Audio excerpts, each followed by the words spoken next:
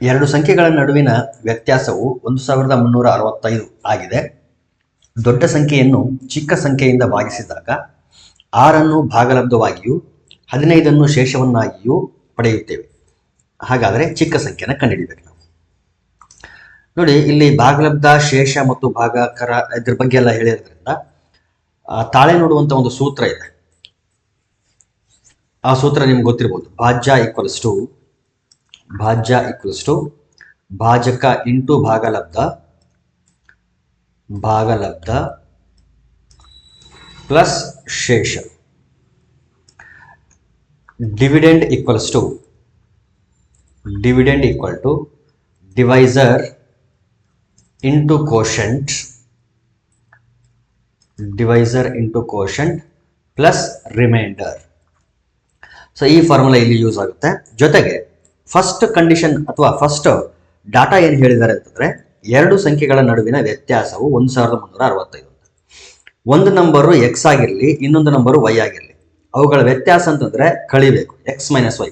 ಇದರಲ್ಲಿ ದೊಡ್ಡ ನಂಬರ್ ಯಾವುದು ಎಕ್ಸ್, ಸಣ್ಣ ನಂಬರ್ ವೈ, ಯಾಕಂದ್ರೆ ಎಕ್ಸ್ ಮೈನಸ್ ವೈ ಅಂತ ಬರ್ತಿದೀವಿ. ಹಾಗಾಗಿ ಸೊ ಈ ರೀತಿ ಕಳೆದಾಗ ಆನ್ಸರ್ ಎಷ್ಟು ಬರುತ್ತಂತೆ? 1365 ಬರುತ್ತಂತೆ.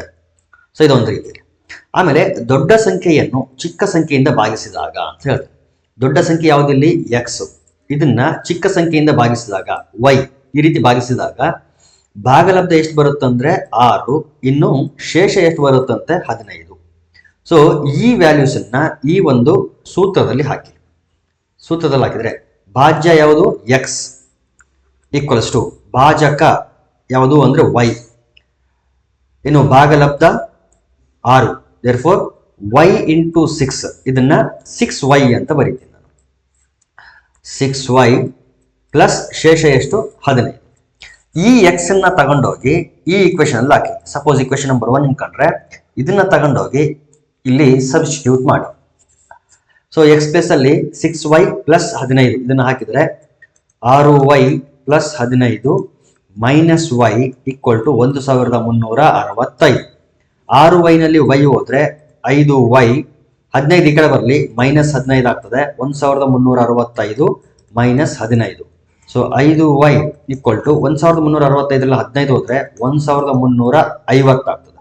ಸೊ ಕಡೀರೀಗ ಡಿವೈಡ್ ಮಾಡಿ. 5 1 5 10, 3 ಉಳಿತು, 5 7 35, 0, 5 0 0. ದೇರ್ಫೋರ್ ಸಣ್ಣ ಚಿಕ್ಕ ಸಂಖ್ಯೆ, ಯಾಕಂದ್ರೆ y ಚಿಕ್ಕ ಸಂಖ್ಯೆ, therefore y equal to 270. So option 4th option correct. ಮೊದಲ 3 ಅವಿಭಾಜ್ಯ ಸಂಖ್ಯೆಗಳ ಮೊತ್ತವನ್ನು ಮೊದಲ 3 ಬೆಸ ಸಂಖ್ಯೆಗಳ ಮೊತ್ತದಿಂದ ಕಳೆದಾಗ ಬರುವ ಉತ್ತರ ಅಂತ ಹೇಳ್ತಾರೆ. ಮೊದಲ 3 ಅವಿಭಾಜ್ಯ ಸಂಖ್ಯೆಗಳು ಯಾವುವು ಅಂತಂದ್ರೆ 2, 3, 5.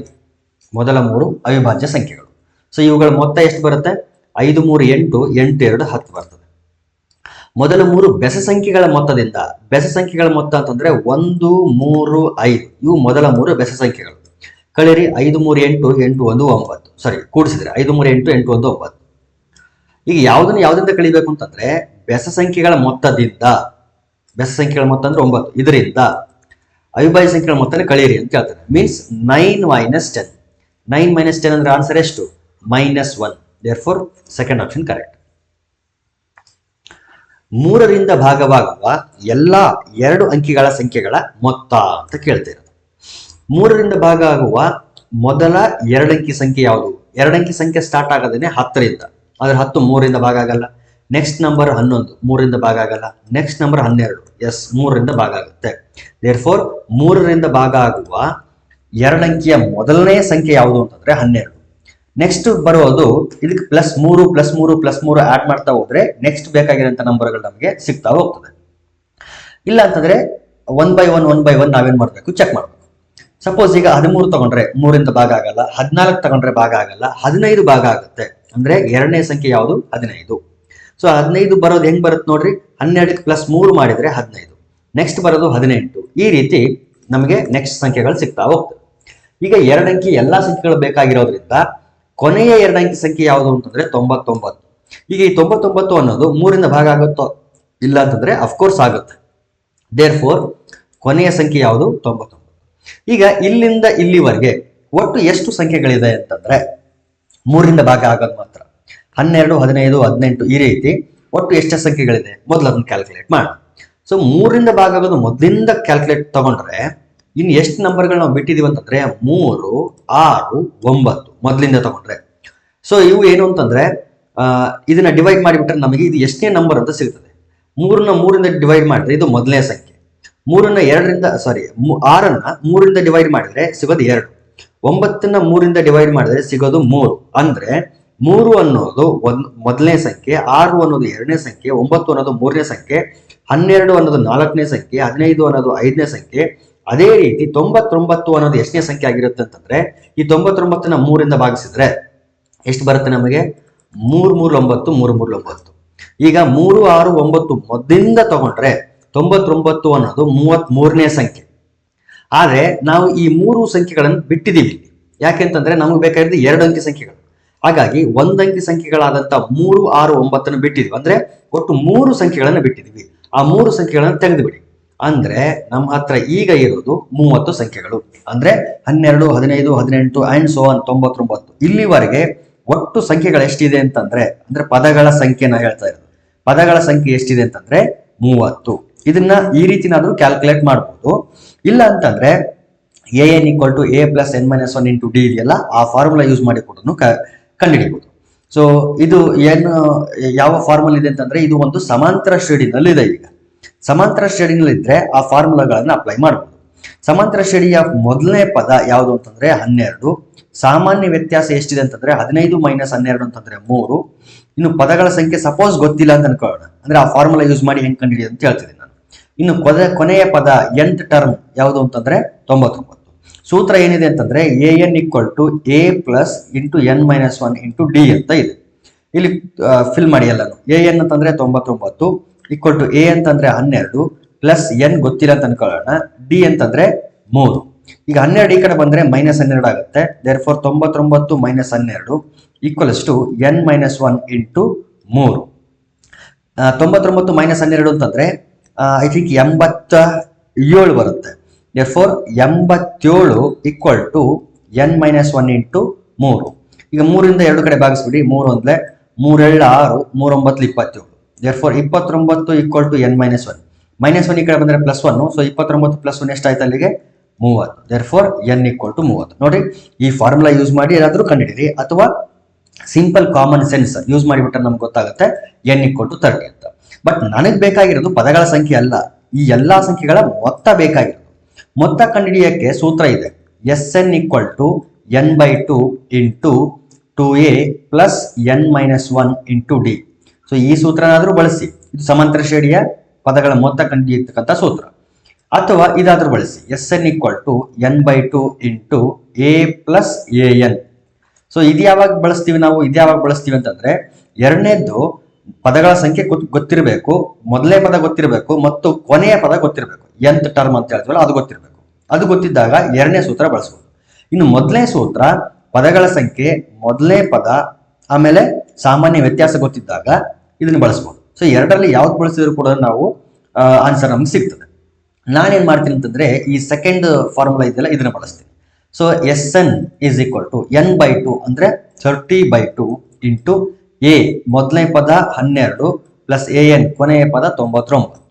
ಈಗ ಡಿವೈಡ್ ಮಾಡಿ. 2 1 2 15. therefore Sn = 15 × 12 + 99 ಅಂತಂದ್ರೆ 9 2 11 ದಶಕ 1 9 1 10 1 11 111 × 15.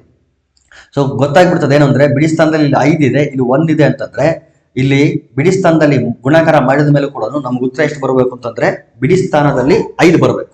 ಹಾಗಾಗಿ ಇಲ್ಲಿ ಆಪ್ಷನ್ 1 ಕರೆಕ್ಟ್ ಅಂತ ಗೊತ್ತಾಗ್ತದೆ. ಬೇರೆ ಎಲ್ಲೂ ಕೂಡ ಬಿಡಿ ಸ್ಥಾನದಲ್ಲಿ 5 ಇಲ್ಲ. ಇಲ್ಲ ಒಂದ್ಸರಿ ವೆರಿಫೈ ಮಾಡೇ ಬೇಡ ಅಂತಂದ್ರೆ ಎರಡನ್ನು ಗುಣಾಕಾರ ಮಾಡಿ. 15 1 15 ದಶಕ 1 15 1 15 1 14 6 ದಶಕ 1 15 1 15 1 16 ನೋಡಿ 1665. therefore first option is the correct option. Next question, 1k × 1k = k2k ಆದರೆ ಇಲ್ಲಿ k ನ ಬೆಲೆಯು. ಸೊ ಒಂದೊಂದೇ ಆಪ್ಷನ್ ಫಿಲ್ ಮಾಡಿ ನೋಡೋಣ. ಇಲ್ಲಿ k = 1 ಆದ್ರೆ 11 × 11 = 121 ಅಂತ ಆಗ್ತದೆ. Of course it is true. therefore first option correct. Suppose 2 ಹಾಕಿದ್ರೆ 12 × 12 ಇಲ್ಲಿ ಎಷ್ಟಾಗಬೇಕು, ಕೆ ಈಕ್ವಲ್ ಟು 2ನೇ ಬರ್ಬೇಕಲ್ಲ, 2 2 2 ನೋ ಬರಲ್ಲ, 12 12 144. ಸೊ ಇದು ರಾಂಗ್. ಇನ್ನು 3 ಹಾಕಿದ್ರೆ 13 ಇಂಟು 13 ಆಗ್ತದೆ. ಇಲ್ಲಿ ಆನ್ಸರ್ ಏನ್ ಬರ್ತದೆ ಇಲ್ಲಿ ಅಂತಂದ್ರೆ ಕೆ ಪ್ಲಸ್ ಅಲ್ಲಿ 3ನೇ ಬರಬೇಕು, 3 2 3 ಅಂತ ಬರ್ತದೆ, ವಿಚ್ ಇಸ್ ರಾಂಗ್. 169 ಬರ್ಬೇಕು ಆಕ್ಚುಲಿ ಆನ್ಸರ್. ಇನ್ನು 4 ಹಾಕಿದ್ರೆ 14 ಇಂಟು 14 ಈಕ್ವಲ್ ಟು 4 2 4 ಅಂತ ಬರ್ತದೆ. No, it is also wrong. Therefore first option is the correct option. Next one, N ಎಂಬುದು ಒಂದು ಧನ ಪೂರ್ಣಾಂಕವಾಗಿದ್ದಾಗ 3⁴n ಮೈನಸ್ 4�3n ಎಂಬುದು ಎಲ್ಲಾ ಸಂದರ್ಭಗಳಲ್ಲಿಯೂ ಈ ಕೆಳಗಿನ ಯಾವುದರಿಂದ ಭಾಗವಾಗುತ್ತದೆ ಅಂತ. ಸೊ ಎನ್ ಅನ್ನು ನೀವು ಯಾವುದೇ ಧನ ಪೂರ್ಣಾಂಕ ತಗೊಂಡ್ರು ಕೂಡ ಇಲ್ಲಿ ಯಾವ ನಂಬರ್ ಇಂದ ಭಾಗ ಆಗುತ್ತದೆ ಅಂತ ಕೇಳಿದ್ರು. ಸೊ ಯಾವ ಎಲ್ಲಾ ಸಂದರ್ಭಗಳಲ್ಲಿ ಅಂತಂದ್ರೆ ನೀವು ಎನ್ಗೆ ಯಾವ ನಂಬರ್ ಹಾಕಿದ್ರು ಕೂಡ ಇದು ಹೋಲ್ಡ್ ಆಗಬೇಕು. ಹಾಗಾಗಿ ನಾನೇನ್ ಮಾಡ್ತೀನಿ ಅಂತಂದ್ರೆ ಸಪೋಸ್ n ಈಕ್ವಲ್ಸ್ ಟು 1 ತಗೊಂಡು ನೋಡ್ತೀನಿ. n ಈಕ್ವಲ್ ಟು 1 ತಗೊಂಡ್ರೆ 3 to the power of 4 into 1 minus 4 to the power of 3 into n. 3 into 1. So it will be equal to 3 to the power of 4 ones are 4 minus 4 to the power of 3 ones are 3. 3⁴ ಅಂತಂದ್ರೆ 3 3 9 9 9 81. 3⁴ ಅಂತಂದ್ರೆ 81 minus 4⁻3 ಅಂದ್ರೆ 4 4 16 16 64. So 81 minus 64. 81 minus 64 ಅಂತಂದ್ರೆ ಇಲ್ಲಿ 11ರಲ್ಲಿ 4 ಹೋದ್ರೆ 7, ಇಲ್ಲಿ 7 ಆಗಿರ್ತದೆ, 7ರಲ್ಲಿ 6 ಹೋದ್ರೆ 1, so 17. 17 ಯಾವ್ಯಾವ ಸಂಖ್ಯೆಯಿಂದ ಭಾಗ ಆಗ್ತದೆ ಇಲ್ಲಿ ಅಂತಂದ್ರೆ ಬರೀ 17ರಿಂದ ಮಾತ್ರ ಭಾಗ ಆಗೋದು. So option 2 correct. ಅಥವಾ ಇದನ್ನ ಮ್ಯಾಥಮೆಟಿಕಲ್ ಇಂಡಕ್ಷನ್ ಮೆಥಡ್ ಯೂಸ್ ಮಾಡಿ ಕೂಡ ಇದನ್ನ ಪ್ರೂವ್ ಮಾಡಬಹುದು. ಏನಾಗುತ್ತಂದ್ರೆ 17 ಕಾಮನ್ ಬರ್ತದೆ, ಬೇರೆ ಎಲ್ಲಾನು ಒಂದು ಅದರ ಮಲ್ಟಿಪಲ್ ಆಗಿ ಬರುತ್ತೆ. ಸೊ ಮಲ್ಟಿಪಲ್ ಆಫ್ 17 ಬರೋದ್ರಿಂದ it will always B divisible by 17 ಅಂತ ಹೇಳ್ತೀವಿ. ನೆಕ್ಸ್ಟ್ ಕ್ವಶನ್, 98.7 ಘಾತ 2 ಮೈನಸ್ 1.3 ಘಾತ 2 ಇದರ ಬೆಲೆ ಅಂತ ಕೇಳ್ತಾರೆ. ಸೊ ಅಬ್ಸರ್ವ್ ಮಾಡಿದ್ರೆ ನಮಗೊಂದು ವಿಷಯ ಗೊತ್ತಾಗುತ್ತೆ, ಏನು ಅಂತಂದ್ರೆ 98.7 square minus 1.3 square. It is in the form of a square minus b square. So a square minus b square can be written as a plus b into a minus b. So where a means 98.7 and b means 1.3. Therefore first ಏನಾಗಬೇಕು, a plus b. So 98.7 plus 1.3 a plus b ಇದು into a minus b. 98.7 minus 1.3. So it is equal to, ಈಗ add ಮಾಡಿ first 7 plus 3 ಅಂದ್ರೆ 0. ನೋಡಿ ಇಲ್ಲಿ add ಮಾಡಿ, 7 plus 3 10, 8 9 10, ದಶಕ 1 9 1 10. So 100 ಬರ್ತದೆ. 98 plus 1 99 ಆಯಿತು, ಇದೊಂದು 1, therefore 100 ಆಯಿತು. 100 ಇಂಟು ಇದನ್ನ ಸಬ್ಟ್ರಾಕ್ಟ್ ಮಾಡಬೇಕು. 98.7 ಮೈನಸ್ 1.3, 7 3 4 ಪಾಯಿಂಟು 8ರಲ್ಲಿ 1 ಹೋದ್ರೆ 7 9. ಸೊ 97.4. ಸೊ ಇದರಲ್ಲಿ ಆಪ್ಷನ್ 4 ಆಗಕ್ಕೆ ಸಾಧ್ಯ ಇಲ್ಲ, ಆಪ್ಷನ್ 1 ಆಗಕ್ಕೆ ಸಾಧ್ಯ ಇಲ್ಲ. ಯಾಕಂದ್ರೆ ಡಿಜಿಟ್ಗಳು ಯಾವಿರಬೇಕು ಅಂತಂದ್ರೆ 9 7 4 ಇರಲೇಬೇಕು. ಸೊ ಸೆಕೆಂಡ್ ಆಪ್ಷನ್ ಮತ್ತು ಥರ್ಡ್ ಆಪ್ಷನ್ ಆಗಿರಬಹುದು. ಈಗ ಮಲ್ಟಿಪ್ಲೈ ಮಾಡಿದ್ರೆ ಈಗ ಈ ಪಾಯಿಂಟ್ ಇಲ್ಲ, ಡೆಸಿಮಲ್ ಪಾಯಿಂಟ್ ಇಲ್ಲ ಅಂತ ಅನ್ಕೊಂಡ್ರೆ ವ್ಯಾಲ್ಯೂ ಎಷ್ಟು ಬರುತ್ತೆ ಅಂದ್ರೆ 974. ಈ 2 0ಗಳು ಇಲ್ಲಿ ಹಾಕಿಬಿಡ್ತೀವಿ. But decimal point right side ಎಷ್ಟು ಡಿಜಿಟ್ಸ್ ಇದೆ ಅಂತಂದ್ರೆ ಒಂದೇ ಒಂದು ಡಿಜಿಟ್ ಇರೋದು. ಹಾಗಾಗಿ ಒಂದು ಡಿಜಿಟ್ ನ ದಾಟಿ ಇಲ್ಲಿ ಪಾಯಿಂಟ್ ಕೊಡ್ಬೇಕು ನಾವು. ಸೊ ವ್ಯಾಲ್ಯೂ ಎಷ್ಟು ಬರುತ್ತೆ, 9740 ವ್ಯಾಲ್ಯೂ ಬರುತ್ತೆ. Therefore second option correct.